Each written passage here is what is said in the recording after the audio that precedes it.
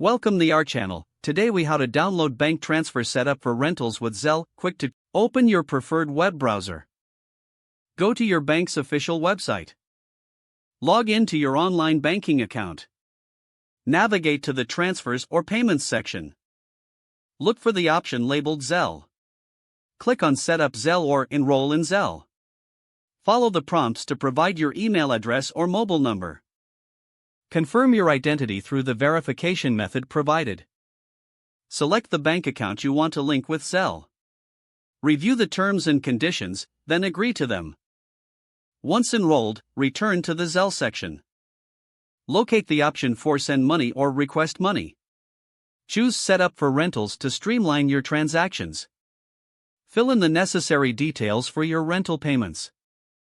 Save your settings and records. Review your bank account settings periodically for updates. You are now ready to use Zelle for rental transactions. If the page does not load, refresh the browser or try again in a private or incognito window. Make sure you are using the correct email address, then retype it carefully to avoid small typos. If your password is not accepted, use the reset option and create a new strong password you can remember.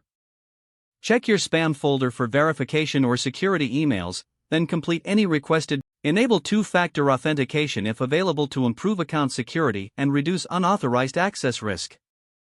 After signing in, review your profile details so your contact information and settings are accurate and current.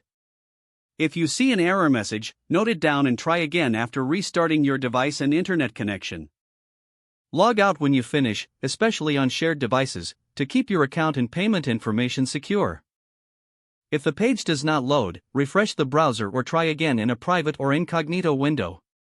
Make sure you are using the correct email address, then retype it carefully to avoid small typos. If your password is not accepted, use the reset option and create a new strong password you can remember. Check your spam folder for verification or security emails, then complete any requested confirmation steps. Enable two-factor authentication if available to improve account security and reduce unauthorized access risk.